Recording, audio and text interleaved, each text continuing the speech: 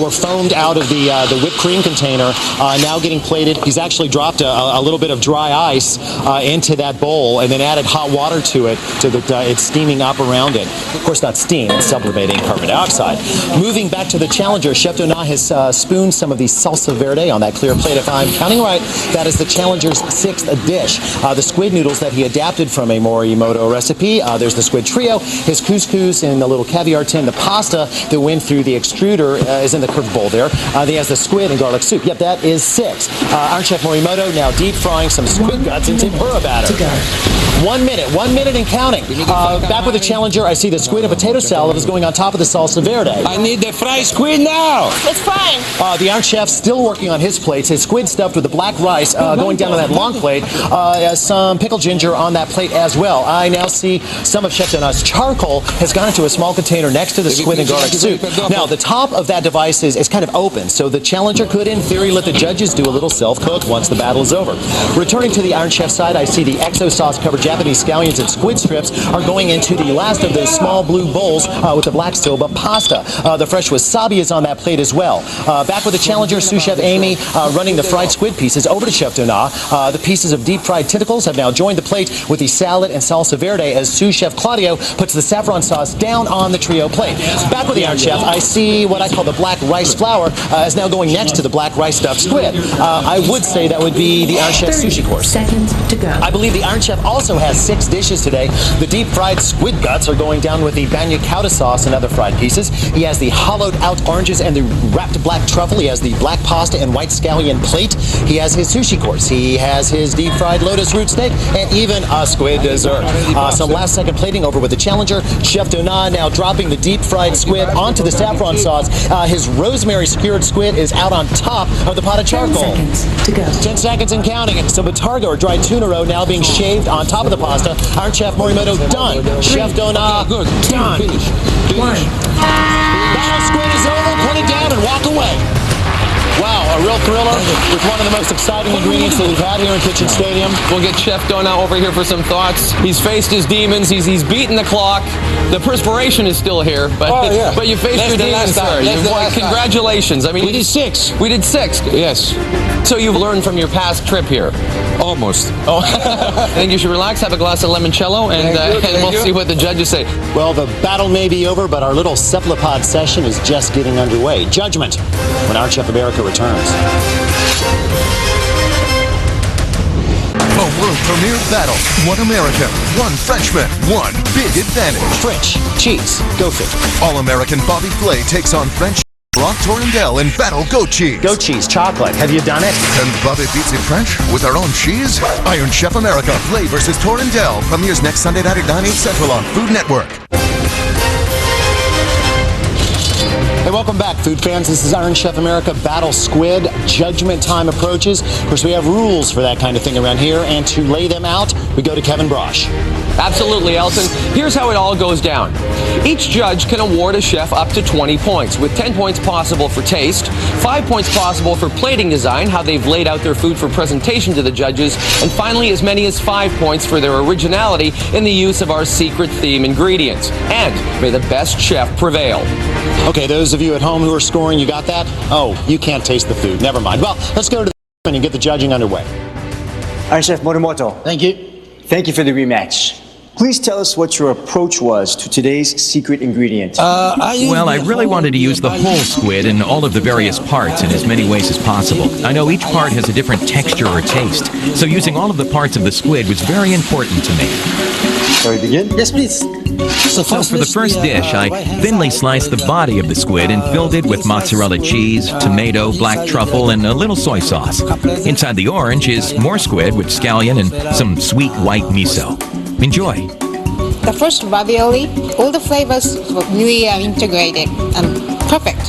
But the squid itself was so gummy. I have to just swallow it. This wonderful pot of beautiful, this orange citrus bouquet as it greets you. Lovely. And the squid, it's delicious. Well, I agree with Akiko on the ravioli. I thought that the squid itself wasn't necessary. To me, that was about the truffle. And maybe it wasn't about flavor, but it did throw me off a little bit just because I'm also not used to that kind of slippery texture.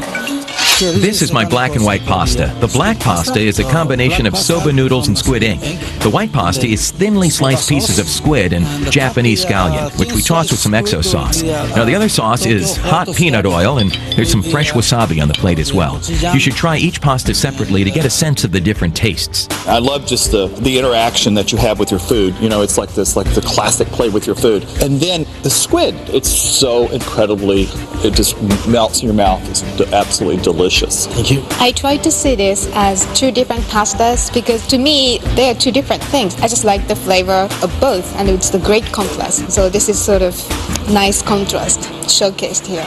Now this dish is my take on bagna cauda sauce, which is anchovy, garlic, butter, and olive oil. And you have both squid guts and squid body that were tempura fried for you to dip into the sauce. I loved the squid guts. And it's the reason it's so great in the bagna cauda is because this was like anchovies on steroids. It was like an extra bit of real, seafood, fishy, salty flavor, and I loved it. I didn't like this one as much as the first one, but I appreciate the interaction. This is delicious, but I love the other more.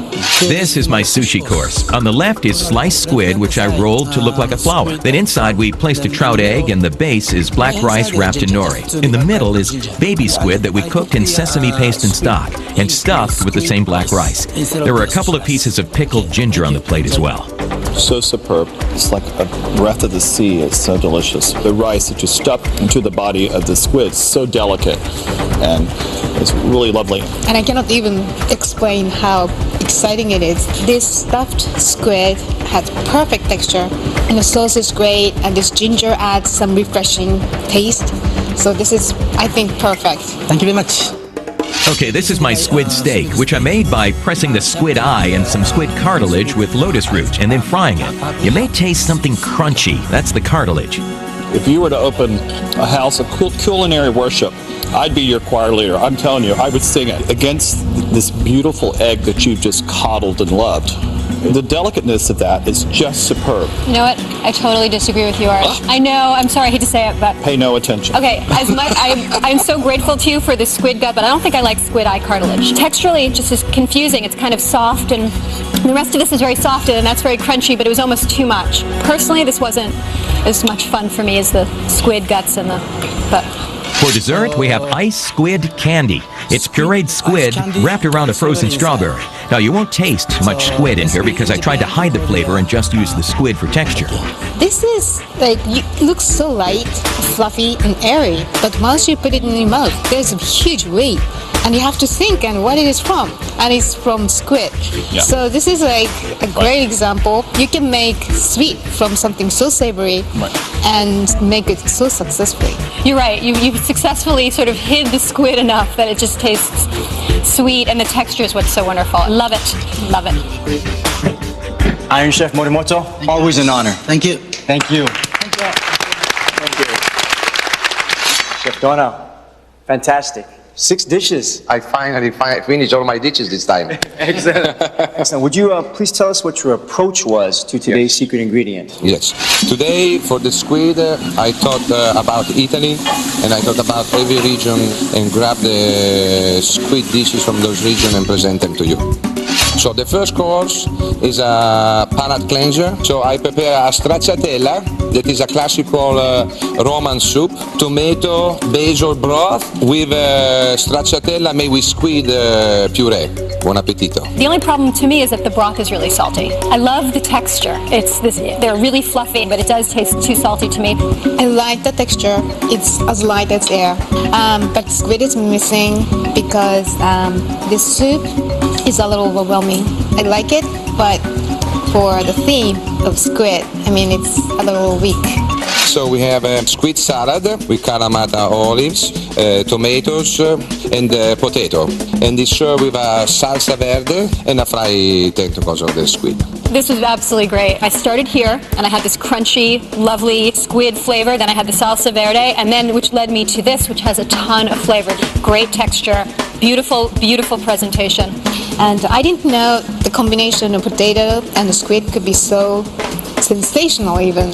But then there's some division that I found here. So I wish there are two separate things because as a flow of food, tasting this and this, there's no bridge in between. Oh, see, I thought the sauce made a perfect bridge. Oh, really? See, yeah, that's what because I started here, then I dipped in the sauce, and I went there, and to me it seemed like a natural progression. Okay, our third dish. We start on your right with the fried calamari served with aioli with saffron. Then we go on the center, we have the stuffed calamari with braised cabbage with pancetta. And then we go to Veneto and we have the white polenta. I serve it with a stew of calamari with porcini and pork with Italian sausage. I love the creaminess of it. The squid, yet delicate, yet not overly masked by the sausage. I thought that the stuffed squid was phenomenal. It has a little tartness about it. It's superb. I think the frito is fabulous with the saffron sauce. It's like the yummiest little dipping sauce in the world, and the flavors they work really well together. Thank you. The next course is a fake caviar tin filled with grilled calamari marinated with thyme, and on the bottom there is the bagna cauda sauce. And what looks like caviar is Israeli couscous cooked down with squid stock and just a touch of squid ink. It's a genius thing you did here. I mean, it's absolutely wonderful. The couscous it's just delicate, and it has wonderful flavor. That you reduced it, and it's superb. Yeah, I love the texture of couscous. It's really perfect. I think maybe you create a benchmark here. Thank you. Okay, now we have a calamari soup inside the bottle that you can pour on top of the garlic chips. And we have roasted pepper. You pull the calamaro down and then you eat your soup. The soup is made with squid broth, squid meat, and leeks, all cooked together and puree.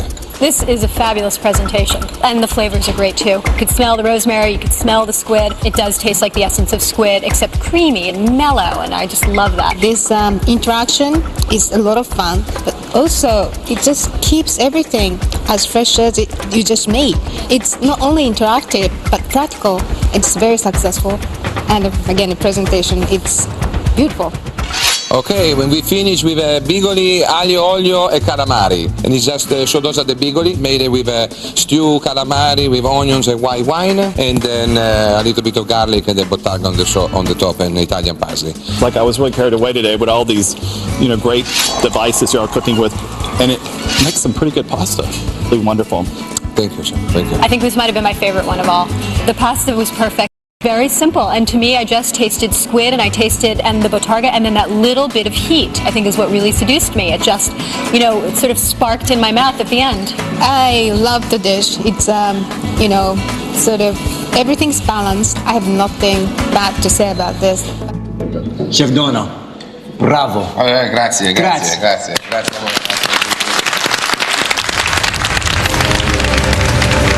The verdict when Iron Chef America returns.